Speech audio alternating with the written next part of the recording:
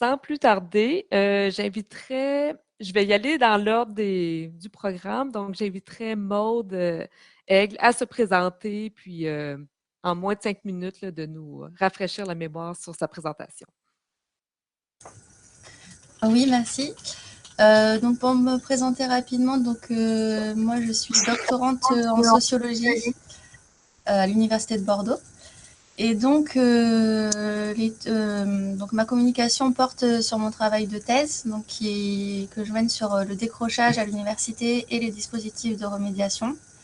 Et donc dans le cadre de ce travail, j'ai mené une observation participante durant 3 ans au sein d'un projet de lutte contre le décrochage mené à l'université.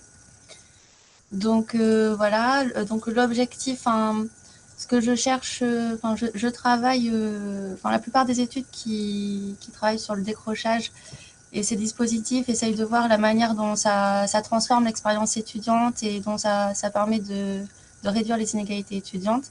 Et moi, mon objectif, de manière générale, c'est de montrer que ça ne transforme pas seulement les expériences étudiantes, mais surtout, ça agit sur l'ensemble des comportements, et y compris des agents au sein de l'université.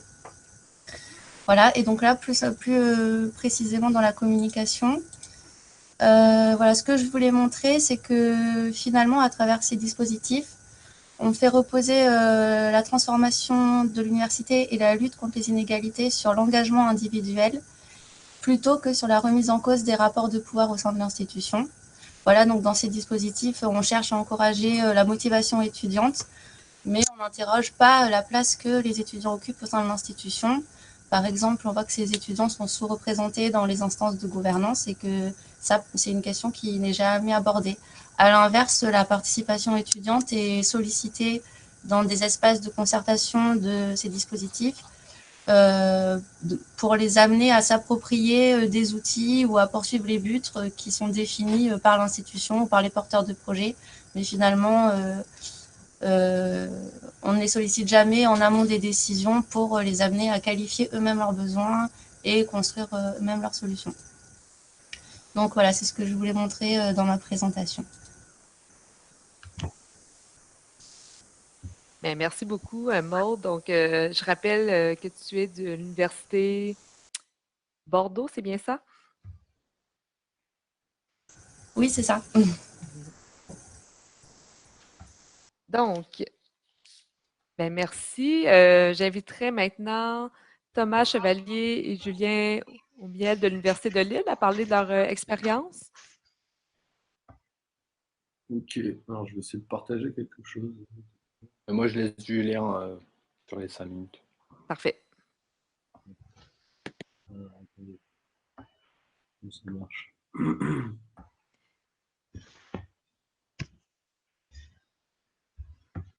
Donc, c'est possible de faire un partage d'écran là, avec l'option, l'icône en bas. C'est bon? Non. Non. Ah oui, ça vient. Ok. Donc du coup, ouais, rapide présentation. Donc je nous présente d'abord. Donc moi je suis Julien Miel, je suis maître de conférence à l'université de Lille et je suis aussi voilà, l'équivalent du vice-président de la faculté à la vie étudiante et à l'engagement citoyen. Et Thomas Chevalier est docteur en sciences politiques. On est dans le même laboratoire, dans la même université. Et donc nous, ce qui nous a amené à travailler ensemble, c'est une forme d'expérimentation qu'on a testée dans notre université en partant d'un constat au départ, notamment quand moi j'ai pris ma responsabilité de vice-président à la vie étudiante, et ça se déploie dans toutes les universités, en fait maintenant il y a des modules qui valorisent à travers des crédits CTS, donc qui, il y a à peu près ce que c'est, l'engagement des étudiants. Donc en fait, c'est s'ils s'engagent dans une association, eh bien ils peuvent faire apparaître ça sur leur relevé de notes et le valoriser dans le cadre de leur formation. Peut-être quelques mots sur le rappel du contexte. Donc il y a une histoire assez particulière en fait de cette faculté avec ce quartier. Cette faculté, elle était sur un autre campus jusqu'au milieu des années 90 et en fait dans le cadre de politiques dites de rénovation urbaine, d'amélioration du territoire, etc. Ils ont décidé de déplacer donc cette faculté de droit dans un des quartiers les plus populaires de Lille. Donc ce qu'il faut retenir ici, c'est qu'il y a une forte distance sociale entre la faculté et les étudiants, les étudiantes, les professeurs et les habitants du quartier. Donc, je vous ai mis ici 2 photos. Vous avez une vue aérienne de la faculté, donc qui est relativement centrale dans le quartier en fait. le fait que cette faculté s'est installée dans une ancienne filature où jusqu'au début des années 90, il y avait encore des ouvriers, des ouvrières en fait du textile qui travaillaient dans ces locaux-là. Tout ça pour vous dire que même symboliquement, en fait, cette faculté, elle a une histoire importante pour le quartier. Le quartier qui s'est largement transformé, hein, puisqu'il était essentiellement composé d'habitats ouvriers au départ, et suite à l'arrivée de la faculté et à un certain nombre de politiques urbaines, ça s'est transformé avec l'idée de justement de faire venir des classes moyennes ou des classes aisées dans le quartier, ce qui a été plutôt un échec du point de vue des pouvoirs publics. Bref, on pourra y revenir. Et juste pour vous dire quelques mots aussi de la façon dont la faculté avait été pensée au départ, si ça veut bien fonctionner. Voilà, vous avez un plan de la faculté où au départ, en fait, l'architecte qui avait prévu la faculté, il avait prévu 27 entrées, en fait. En gros, l'idée, c'était que la faculté ne devait pas être une entrave au déplacement des habitants et des habitantes du quartier, et même que les habitants et les habitantes du quartier pouvaient aussi prendre place dans la faculté. Alors, pour l'anecdote, moi, j'ai fait mes études là-bas, donc j'y suis depuis les années 2000, début des années 2000 dans cette faculté, et c'est vrai qu'avant, il y avait encore même des jeunes du quartier qui jouaient au foot dans la cour. Et puis, progressivement, sous le coup de Vigipirate, donc de politique de lutte contre le terrorisme, bref, toute une série de politiques sécuritaires. En fait, toutes les entrées ont été fermées et maintenant, vous n'avez plus que l'entrée numéro A qui est ouverte et qui est soumise à un contrôle de carte étudiante. C'est-à-dire que si vous n'êtes pas de la faculté, si vous n'êtes pas du site, vous ne pouvez pas rentrer sur le site. Donc en fait, cette fac s'est transformée en une espèce de Fort Alamo au milieu du quartier, où de fait, il y a une grosse distance sociale entre le quartier et la faculté. Et pareil, pour vous donner un petit élément, il y a une association avec laquelle on a pu travailler qui avait créé un petit dictionnaire des mots qui était défini par les habitants et les habitantes du quartier. Et la définition du mot étudiant qu'ils avaient donné, c'est quelqu'un qui n'achète rien au marché et qui ne se mélange avec personne. Donc, pour vous dire un peu, voilà, la représentation que se font les habitants et les habitantes du quartier de la faculté. Bref, le cadrage initial, donc, c'était essayer de faire se rencontrer une offre étudiante d'engagement et une demande de la part des associations du quartier, effectivement, en termes de bénévolat. Et puis, le cadrage qu'on avait posé dès le départ, et ça, c'est un point important, et c'est notamment grâce à Thomas, parce que Thomas a fait sa thèse justement sur les politiques, ce qu'on appelle la politique de la ville en France dans les quartiers populaires. Et à partir de ses travaux, il avait notamment posé l'idée qu'on ne recourrait pas à des appels à projets ou à des dispositifs de financement de nos actions. L'idée, c'était de se donner un cadre relativement libre et relativement souple en ne répondant pas à des objectifs liés à l'action publique des pouvoirs publics. Et surtout, on avait fait en sorte que la mairie ne fasse pas partie du partenariat. Justement parce qu'il y a toute une politique aussi, cette politique de la ville, de docilisation des associations vis-à-vis de la mairie, puisque la mairie est le principal financeur. Bref, l'idée, c'était d'avoir un cadre relativement souple où les associations pourraient aussi, en fait, exprimer un certain nombre de revendications, etc.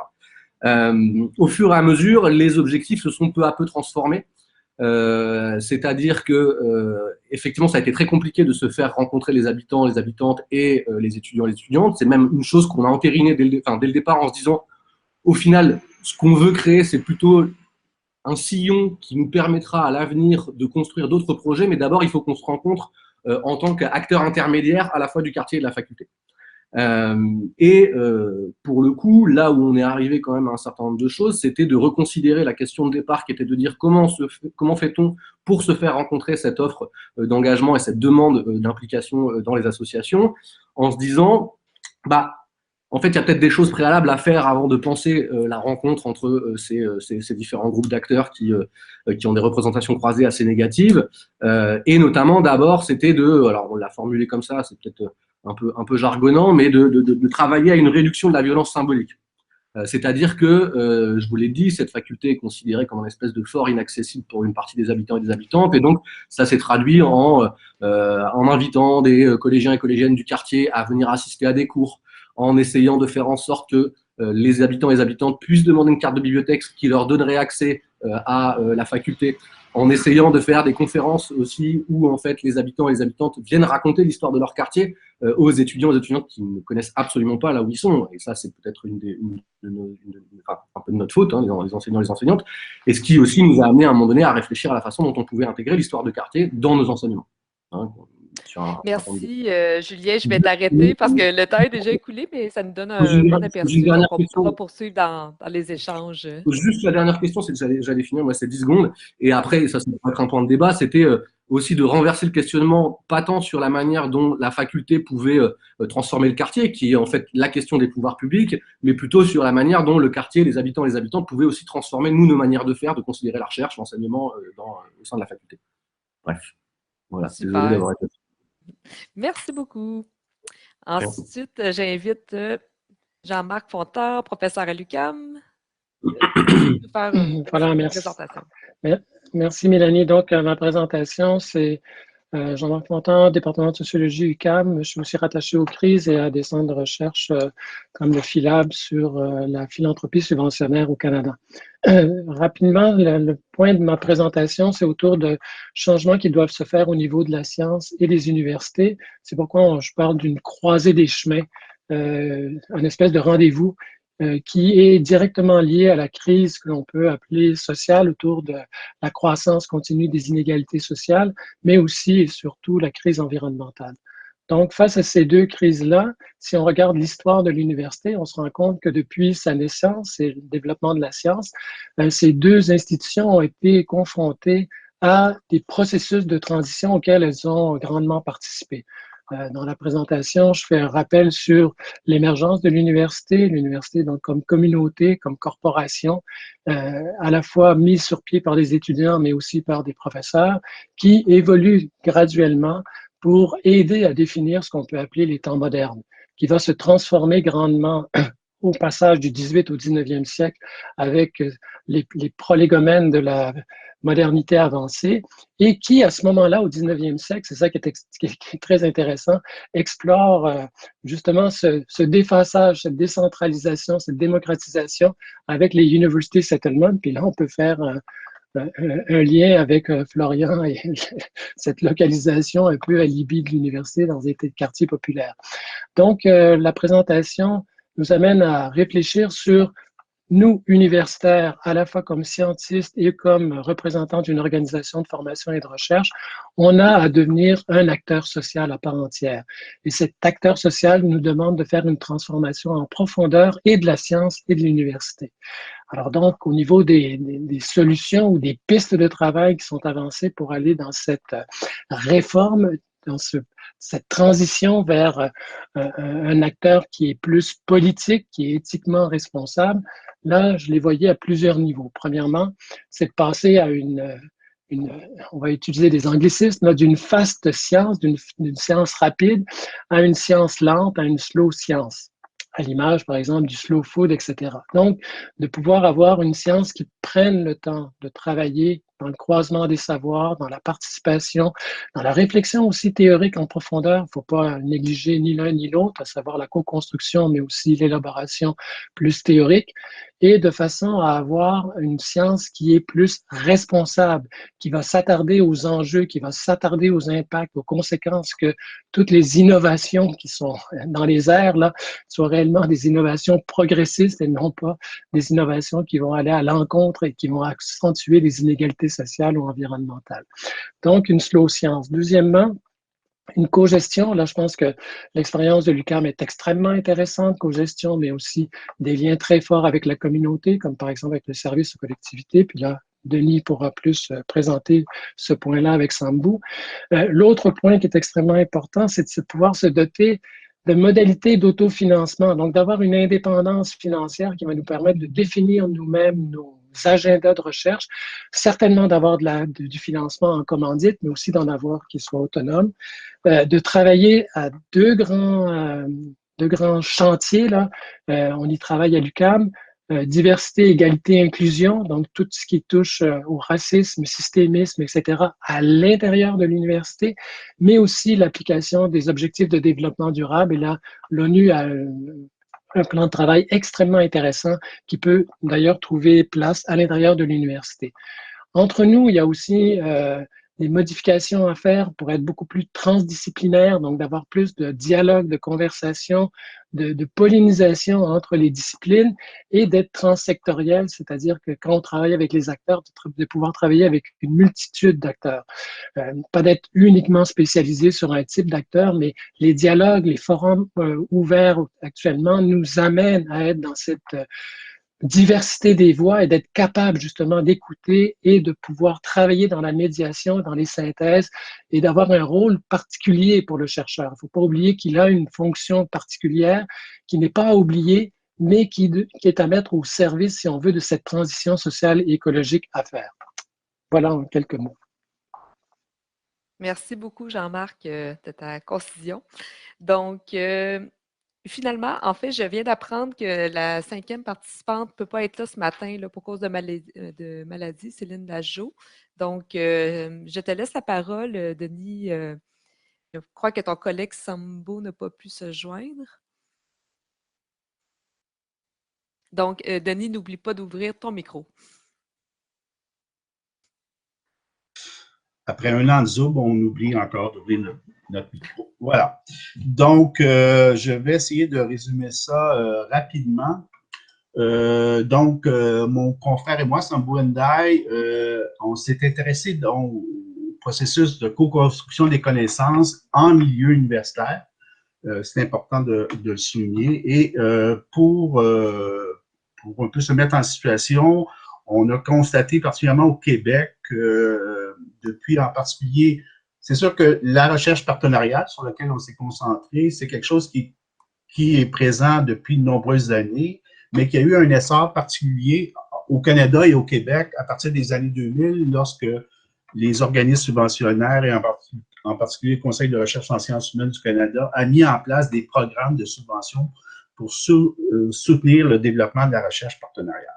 Alors, dans un premier temps, à partir de mon travail de doctorat, on a défini un peu, et enfin mon travail de doctorat, puis aussi des réflexions qui ont eu lieu aux crises, parce que la recherche partenariale est très présente aux crises, au Centre de recherche sur les innovations sociales. Donc, dans un premier temps, on s'est concentré à définir qu'est-ce qui occupait cet espace, parce que lorsqu'on parle de recherche partenariale, on parle d'un espace de co-construction de connaissances. Et donc, on s'est intéressé à essayer de nommer qu'est-ce qui était présent dans cet espace de recherche partenariale. C'est ce qui est présenté dans la première partie de notre présentation. Et ce qu'il faut, je dirais, retenir de cette analyse, c'est que, contrairement à ce que on entend souvent, les chercheurs sont porteurs de connaissances théoriques et les praticiens de connaissances pratiques.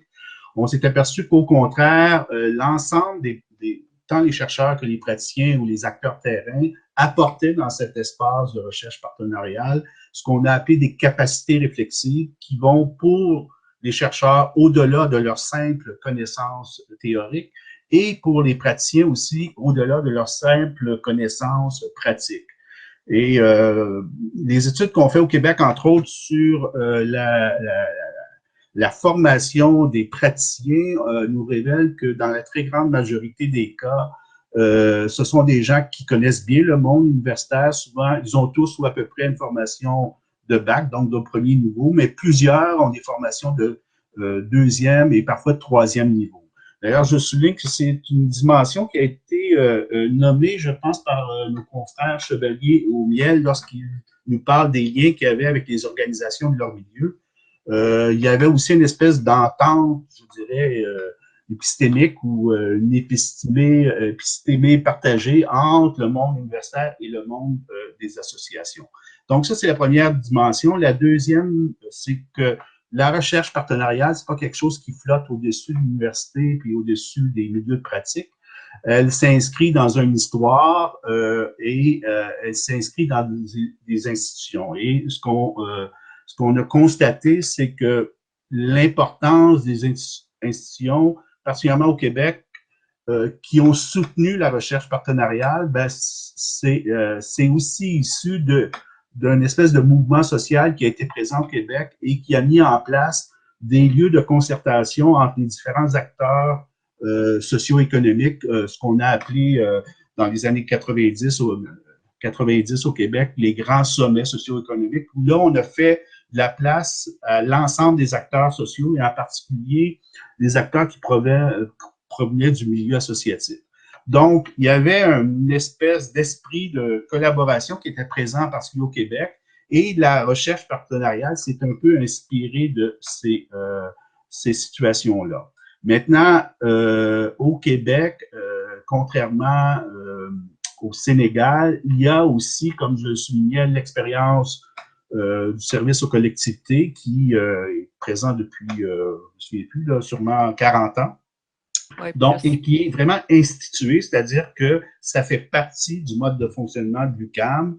Il y a des règlements qui le soutiennent, même si moins, mais les années passées, parfois, c'était remis en question, mais c'est quand même très présent et donc, il y a toute une expertise qui a été développée là, de soutien à la recherche partenariale et qui a fait des petits à travers le programme des ARE qui a été mis en place au Québec.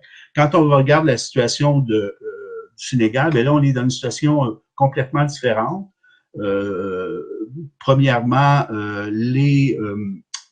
juste à penser que l'enseignement de la sociologie a débuté juste dans les années 1990 au Sénégal, parce que par les pouvoirs publics, c'était vu comme des lieux de fomentation de la révolution, d'une certaine façon. Donc, ça fait pas longtemps qu'on fait des recherches. Et aussi, l'image du chercheur qui doit garder une distance importante. Est-ce qu'il y a un problème? C'est bon, je viens de couper le micro de M. Klein. Bonjour. Ah, OK. Merci. Bonjour, Anouis. Donc, c'est ça, au Sénégal, la vision université est quand même une vision, ce que Sambou appelle très positiviste. Et le lien avec des milieux de pratique est vu par une bonne proportion des chercheurs comme une façon de faire, je dirais, de faire du populisme universitaire auprès des milieux de pratique. Alors, l'autre dimension qu'on a voulu souligner, c'est la question épistémologique et éthique, c'est-à-dire que travailler avec des milieux de pratique, et ça, c'est beaucoup plus présent au Sénégal, mais c'est présent aussi au Canada lorsqu'on travaille avec les groupes autochtones, par exemple, ça suppose de travailler avec des savoirs avec lesquels le monde universitaire occidental est peu habitué à travailler, et des savoirs qui sont vus un peu passéistes, qui sont pas vus dans une recherche, je dirais, rationnelle, dans les critères habituels de la recherche rationnelle. Donc, on parle de savoirs qui font appel à des dimensions de pensée à la fois religieuse, des savoirs qui font appel aussi à des connaissances qui se transmettent de génération en génération. Bref, la question qui demeure encore, malgré les expériences qui se développent tranquillement au Sénégal et au Québec, c'est comment intégrer de façon encore plus importante toutes ces dimensions de savoir qui sont vues ou qui ont été vues en tout cas pendant de nombreuses années comme des savoirs qui ne correspondaient pas aux critères habituels qu'on définit comme des savoirs sur lesquels on peut travailler dans le cadre du milieu universitaire. Voilà. Merci beaucoup, Denis. Donc, on a déjà terminé les présentations. Merci. Je pense qu'il y a beaucoup de liens à faire entre ce que vous avez résumé. Donc, je laisserai tout de suite la place à la discussion. Donc, en fait, comme vous pouvez constater, il y a seulement 12 personnes qui peuvent avoir leur caméra ouverte, mais vous pouvez ouvrir votre micro. En fait, il y a plusieurs options. Vous pouvez lever la main à l'aide du chat en bas. Vous avez une petite main qui se lève. Vous pouvez écrire dans la conversation. Donc, puis pour poser votre question, vous pouvez ouvrir votre caméra. Donc, est-ce que quelqu'un veut se lancer? Ben, je peux peut-être me lancer une question à Thomas Chevalier et à Julien. Ce qui m'a surpris, c'est quand je compare avec le Québec et avec Montréal, c'est que lorsque s'implante dans des milieux, lorsque l'université s'implante dans des milieux populaires ou même au centre-ville, il y a une dimension qui apparaît régulièrement, c'est l'embourgeoisement du milieu. C'est-à-dire que les familles ouvrières qui vivaient dans ces milieux-là sont tranquillement déplacées et ce sont souvent des étudiants qui occupent les habitations et ça change aussi complètement la dynamique, le type de magasin, le type de café, bon, etc. Et de la façon dont vous nous parlez, on sent pas, mais peut-être que c'était pas un sujet sur lequel vous avez travaillé. On répond tout de suite? Oui. Ben, oui, si. En fait, le truc, c'est que ce qui est intéressant avec ça, c'est que c'était sûrement plus. C'était vraiment, je pense, un objectif de l'implantation de la fac. C'était finalement d'aboutir à un quartier moins populaire. Hein, aujourd'hui, moi, pour l'enquête que j'ai faite, je sais que, en tout cas, l'élu de quartier, donc celle qui est considérée comme l'élu parce qu'elle est présidente du conseil de quartier, tout ça, elle attend vraiment que finalement la gentrification arrive, hein, avec c'est quand même l'idée, et sauf qu'elle arrive, elle met quand même du temps à venir en fait, et donc du coup c'est plus la question qui s'est posée. Donc nous, en fait, la question à laquelle au départ on est arrivé et qui est celle qui circule, c'est qu'il n'y a pas de lien entre la fac et le quartier. Donc, un petit peu, voilà l'idée qu'il faudrait qu'il y ait du lien et du coup, que quand il n'y en a pas, du coup, soit ça créerait de l'embourgeoisement, mais ce qui n'a pas été le cas là, hein, en fait. Mais du coup, ce qui crée finalement une espèce de cohabitation distanciée, bizarre, où on se regarde et où du coup ça peut créer soit des tensions, soit des frustrations, soit rien du tout en fait. Après, avec l'idée que rien du tout, mais doucement, les loyers montent, les commerces sont du coup de moins en moins, même s'il y a quand même un maintien vraiment de tout un ensemble de commerces populaires et tout ça. Donc c'est un peu et donc nous on arrive, on se dit au départ, on va prendre à bras le corps cette question-là. Et en fait, on en est un peu ressorti. Donc c'est une expérience qui a été un petit peu, on voulait que ce soit le tremplin de quelque chose, mais en fait ça a été, mais en fait avec le Covid, on a perdu un peu l'élan. Mais en gros, on en est ressorti avec une reformulation de la question. C'est ça qu'on voulait dire. C'est en fait, c'est presque est-ce qu'il faut qu'il y ait du lien, mais sinon, si ce lien il doit avoir lieu, en fait, qu'est-ce qui doit être vraiment? Est-ce que ça doit être vrai? Et enfin, dans quelle mesure on peut faire qu'il y ait quelques formes de liens qui puissent aider à ce que ce soit plus cette cohabitation distanciée, voire conflictuelle, et encore une fois qu'elle ne partage pas, qu'elle ne participe pas automatiquement au projet politique municipal, qui est une espèce de créer une coexistence pacifique, une paix sociale, une convivialité, une mise en scène en tout cas d'un lien social qui fonctionnerait, avec du coup ne pas du tout s'attaquer aux racines des problèmes. Et donc voilà. Merci. Jean-Marc, j'ai vu que tu as… Ah, j'ai une main qui s'est levée. Oui, alors… Jean-Marc, puis ensuite Mylène. OK. Ce qui est intéressant à travers toutes les présentations, là, c'est de voir un certain échec de l'université. Par exemple, avec Maude, on a vu un échec au niveau pédagogique, c'est-à-dire qu'on a essayé de faire des formules, tout ça, mais en bout de ligne, très peu d'éléments sont pris en compte par l'institution.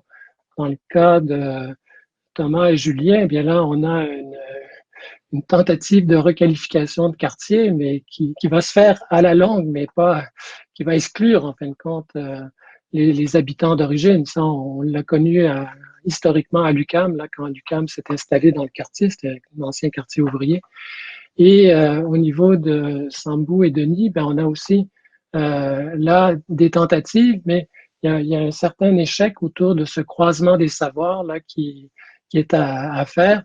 et qui se retrouve à la fois du côté canadien avec toute la question de la réconciliation, mais aussi de l'intégration de considérations antiracistes à l'intérieur de l'université, plus grandes inégalités, etc. Donc, et l'autre, c'est sur le croisement des savoirs. Ça, c'est intéressant. Du côté africain, avec cette épistémologie qui est différente, le rapport au sacré, qu'on retrouve aussi avec la question, avec la recherche en milieu autochtone. Et donc, ça confirme l'importance là, de cette réflexion en termes de justice épistémique pour l'université. Et ça nous amène à voir qu'est-ce qu'on peut faire, quel est le pas supplémentaire qu'on peut faire. Parce je pense que si on a mené ces recherches-là, c'est parce qu'on est convaincu de l'importance que, par exemple, les étudiants et étudiantes participent plus à la réforme de l'université ou que l'université ait une responsabilité citoyenne dans son quartier. Alors donc, là, qu'est-ce qu'on peut faire? Comment est-ce qu'on peut travailler pour faire en sorte que ces différentes notions, points, observations, constats, puissent se traduire par une réforme à la fois de la science et de l'université? Complètement. J'ai une question de Mylène, et ensuite un commentaire dans le chat. Oui, bon matin tout le monde. C'est super intéressant. J'avais une question pour M. Fontan. J'aime beaucoup le concept que vous amenez de la slow science, mais je me demandais si vous aviez des pistes d'application pour comment concilier cette idée de prendre notre temps ou si, moi je m'intéresse beaucoup au principe de la permaculture dans lequel il y a un des principes de design où est-ce qu'on va regarder d'utiliser des solutions modestes et lentes.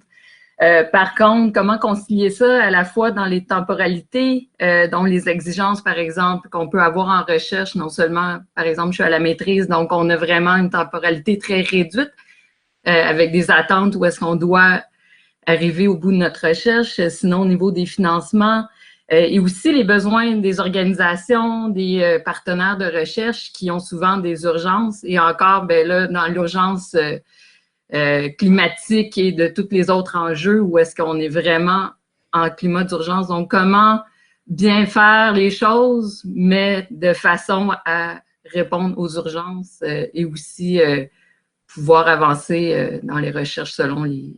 Faut-il réformer le système complet de l'université pour pouvoir y arriver? Merci. Tout à fait, vous avez tout à fait raison. Il y a un besoin d'urgence parce qu'il y a des questions de recherche qui sont posées par des milieux, puis ils veulent avoir des réponses tout de suite.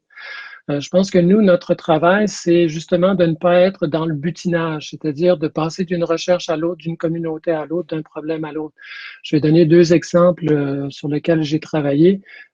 Parole d'Estluy, dans un quartier qui était très dévitalisé à Montréal, ce quartier arrondissement Montréal-Nord, où on a implanté un incubateur universitaire et la prémisse c'était qui avait été mise de l'avant par l'idéateur, c'était vous nous accompagnez dans le processus.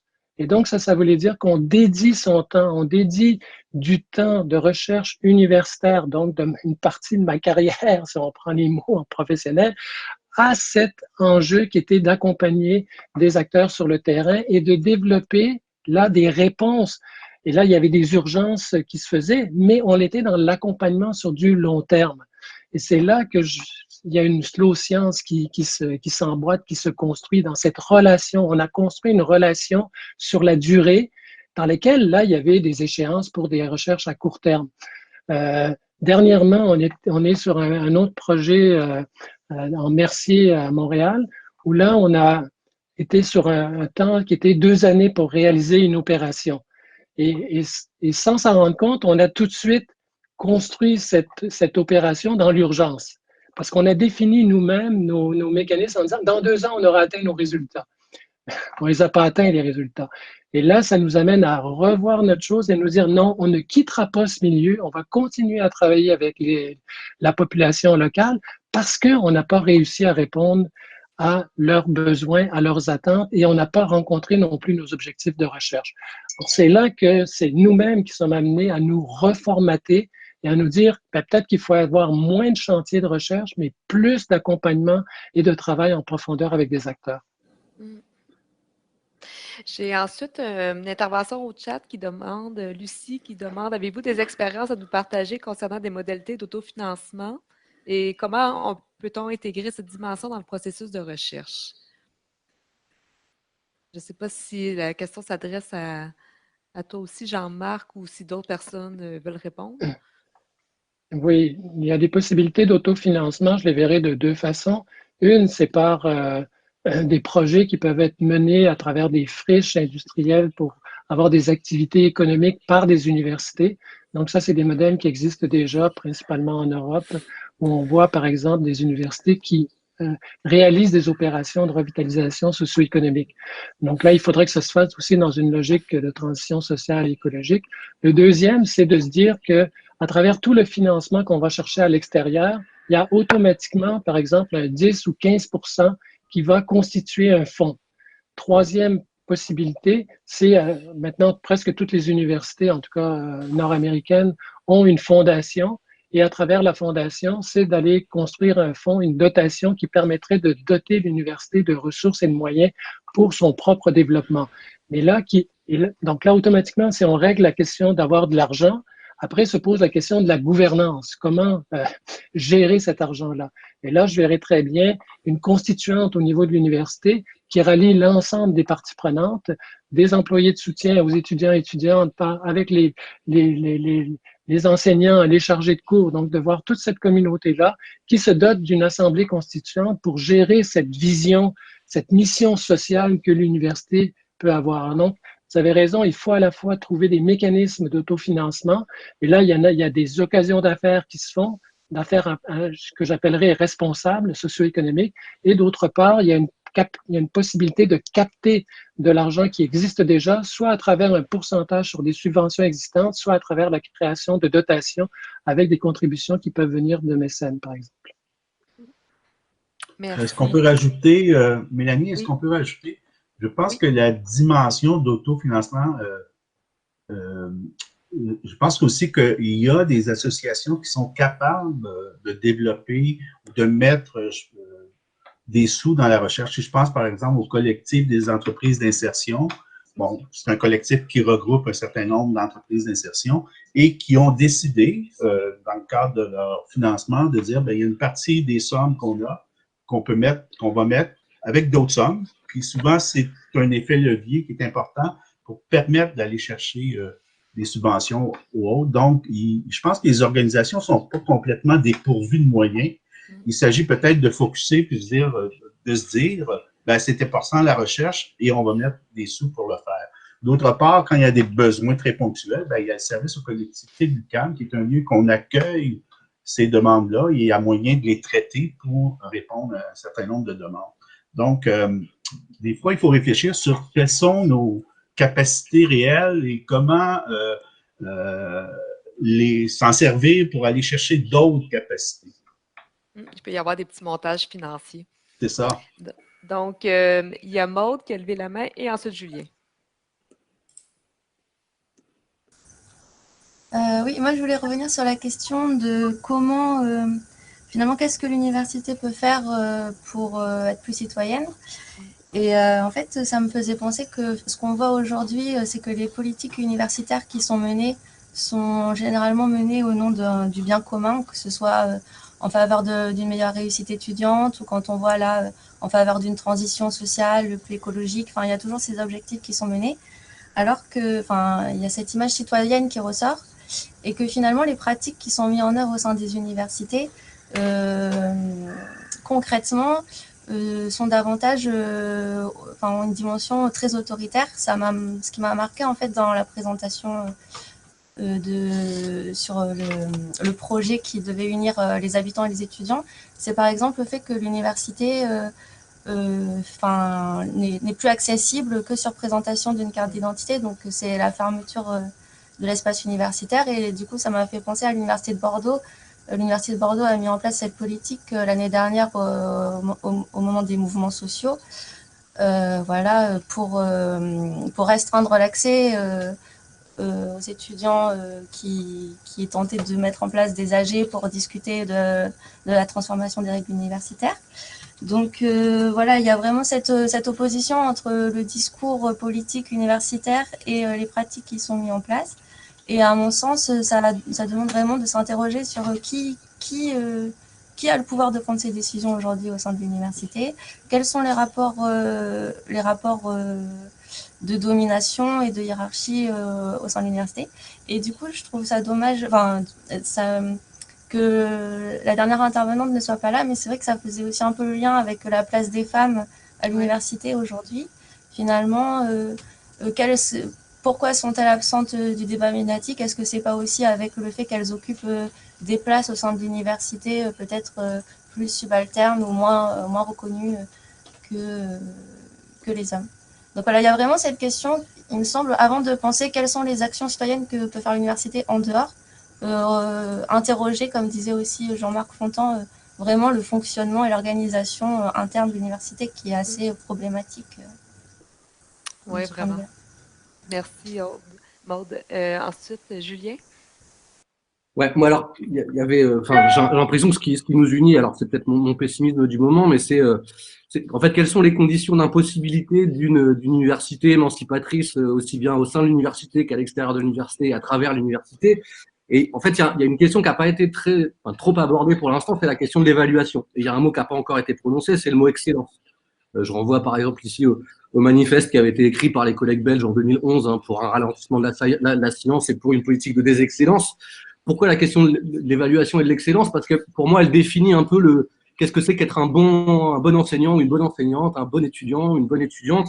Et des deux côtés, on voit bien ce que ça fabrique. D'ailleurs, tout à l'heure, Loïc Blondiot parlait des enseignants-chercheurs précaires, où effectivement l'excellence conditionne en fait la production, ce qu'on leur demande de produire, c'est-à-dire le bon article qui va bien dans la bonne revue, qui est bien classé, mais en fait dont tout le monde en a à peu près rien à foutre parce que personne ne va le lire, effectivement, et que donc des incitations à la recherche partenariale ou à la slow science ou à aller co-construire des recherches avec les habitants et les habitantes du quartier, ça fait pas partie du cursus honorum.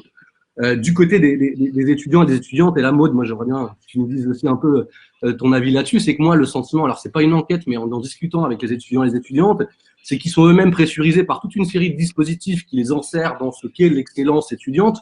Je pense par exemple, alors je sais pas si vous avez l'équivalent au Québec, mais au projet personnel encadré, ou je sais plus trop quoi, les PPE, les PPP, les machins, les trucs, bref, qui les incitent justement à avoir une trajectoire professionnelle la plus optimale possible. S'ajoute à ça des dispositifs de sélection qui se surmultiplient à l'entrée en licence avec Parcoursup, où maintenant on voit débarquer en fait des parents avec des élèves qui sont en troisième, donc qui ont 13 ans pour savoir si c'est la bonne licence, pour faire le bon master, avec une sélection qui est rentrée en master 1 maintenant.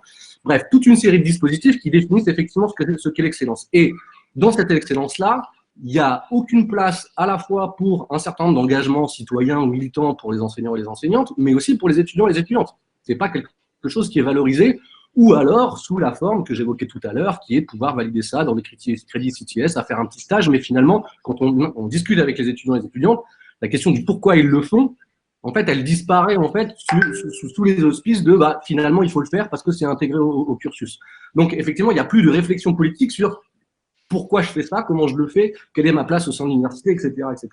Et du coup, effectivement, ça pose la question de qu'est-ce qu'on met comme temps et qu'est-ce qu'on met comme moyen. Et quand on sait effectivement qu'un certain nombre de collègues sont très attachés à leur carrière, par exemple, de fait, la seule solution qui reste pour pouvoir le faire, et on le voit bien ce qui s'est passé Thomas et moi, c'est-à-dire le faire sur notre temps de travail avec extrêmement peu de ressources. On était deux pour le faire en fait au sein de l'université. Et c'est d'ailleurs ce qu'on disait aux collègues des associations du quartier en disant en fait on peut faire tout ce que vous voulez, mais nous on est deux.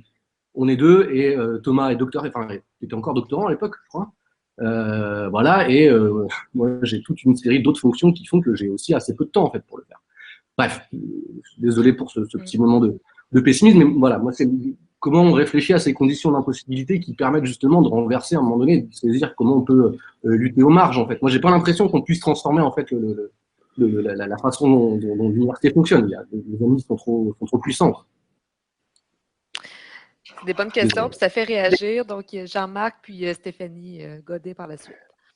Ouais, très rapidement, je répondrai qu'à la politique de l'excellence, il faut mettre en vis-à-vis une politique de la pertinence.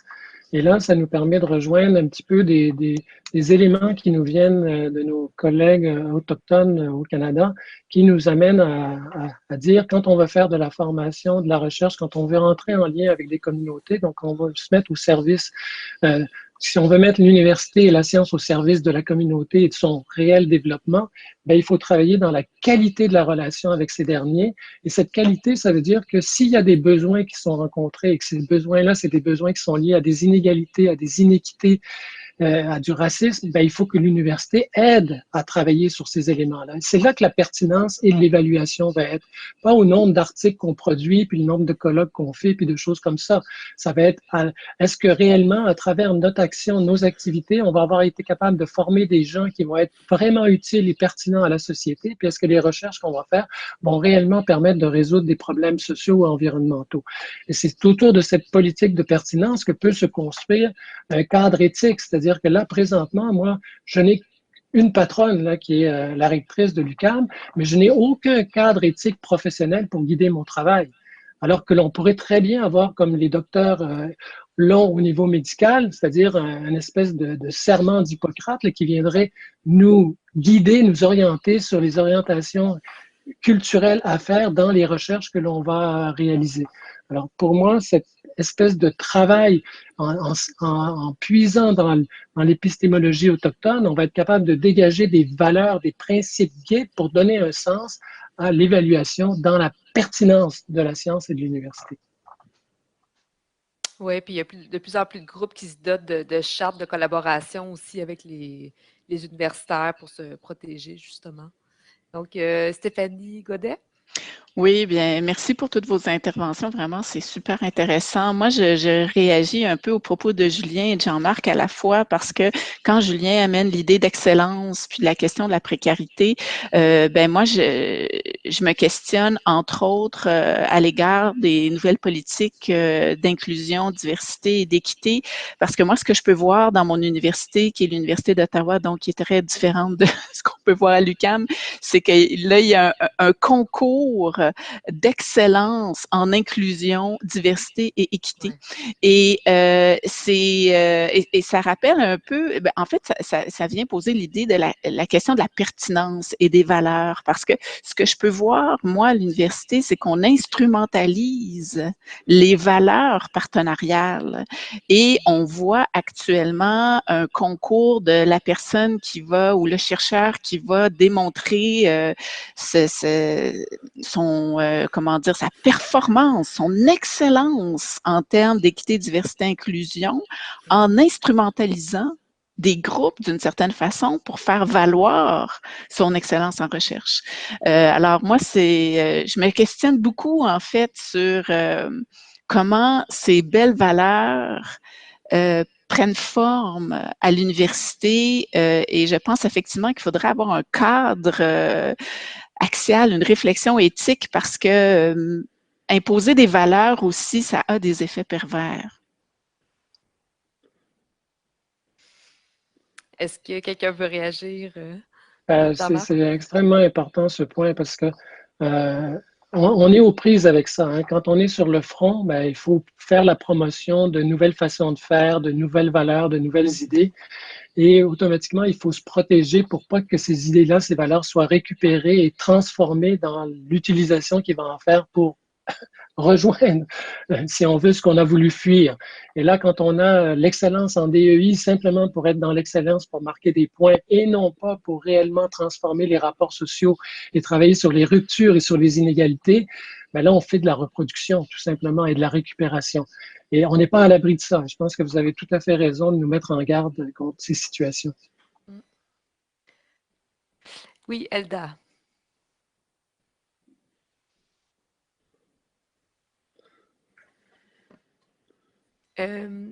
Je vais... Ça y est, j'ai réussi.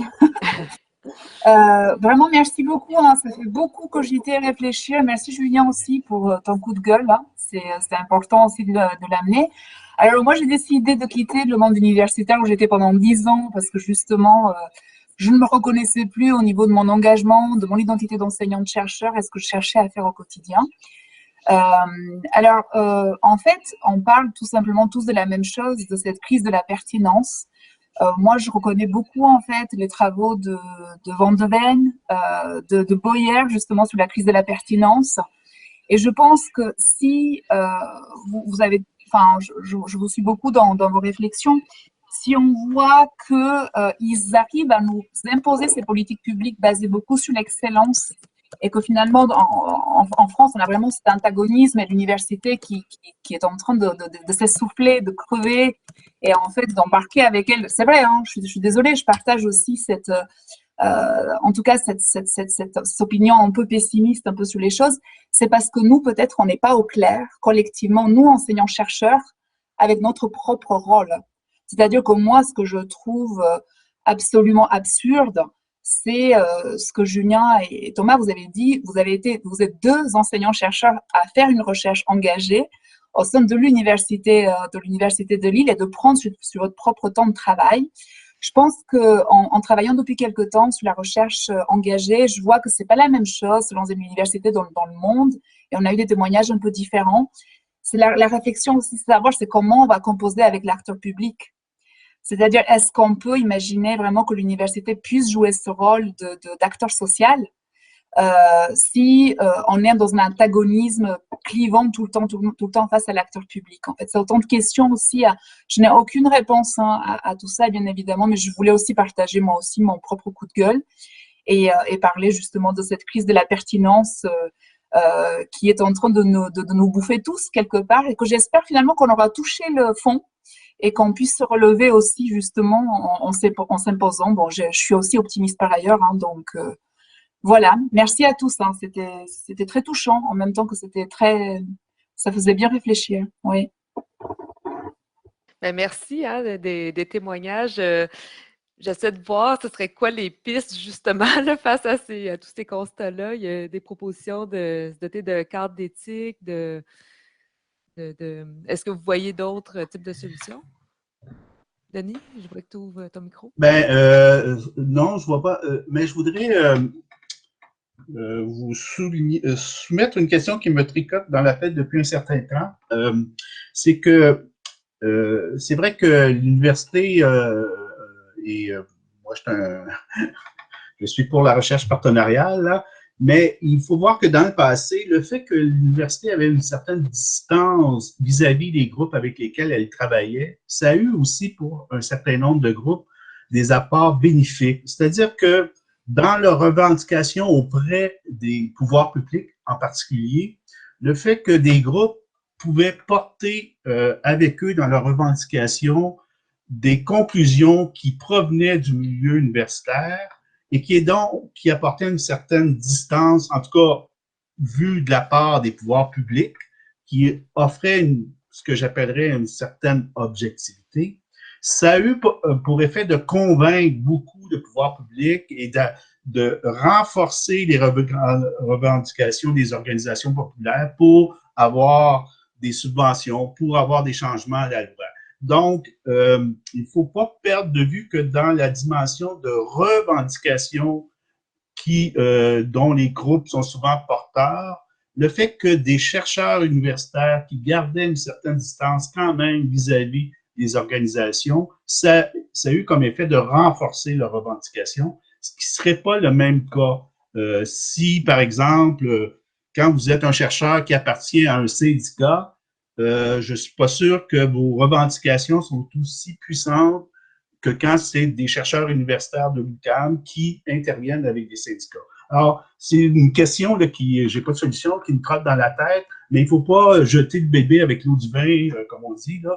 Et il y a une dimension critique qui doit être toujours présente. Et parfois, cette dimension critique-là, même les groupes ne la trouvent pas toujours satisfaisante ou des fois, ils ne sont pas toujours prêts à l'entendre aussi. Moi, je connais des chercheurs qui ont travaillé avec des syndicats, par exemple, et ils s'apercevaient que l'accueil n'était pas toujours chaleureux. Là. Alors, je pense que c'est pas tout rose, cette histoire-là, qu'il y a des tensions et qu'il peut y avoir aussi des effets néfastes à vouloir absolument rapprocher le monde universitaire des organisations, par exemple. Enfin, j'ai pas de solution, mais c'est quelque chose qui me trotte depuis un certain temps, là. Et je me demande si on ne perdra pas des choses parfois.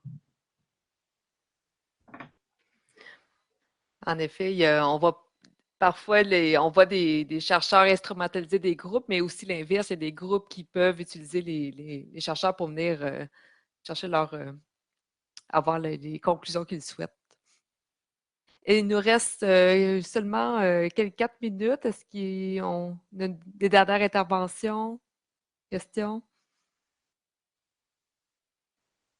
Ben, le mot de la fin, c'est d'espérer que l'on garde l'optimisme. Là, c'est Oui. certain que nos présentations font ressortir des dimensions qui sont embêtantes, qui peuvent démoraliser, mais je pense que ça nous permet de voir beaucoup plus clairement la situation, d'envisager les pistes, mais aussi d'être méfiant par rapport à des effets pervers là, qui ont été mentionnés, qui peuvent nous amener à ne pas être dans l'espèce de dogmatisme.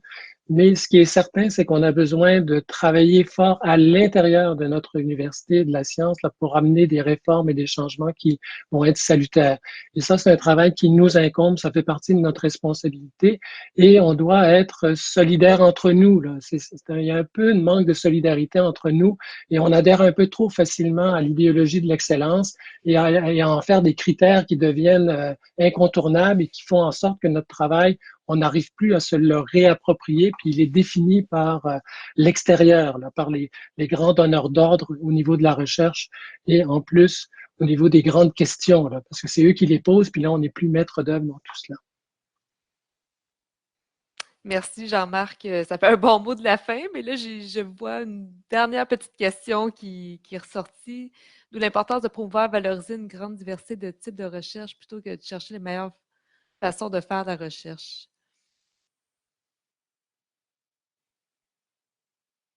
Est-ce que tu souhaites réagir, Denis? Non, effectivement, je pense qu'il y a toutes les formes de recherche, c'est-à-dire qu'il y a Lewin, qui est le promoteur de la recherche partenariale, et je pense que Klein est là, qui dit que une théorie, c'est vraiment quelque chose de très pratique, là, ou quelque chose comme ça. Alors, des fois, ça aide d'avoir des théoriciens et ça peut nous aider beaucoup dans la pratique. Donc, il y a des types de recherche qui doivent être maintenus et qui peuvent nous éclairer dans notre action quotidienne.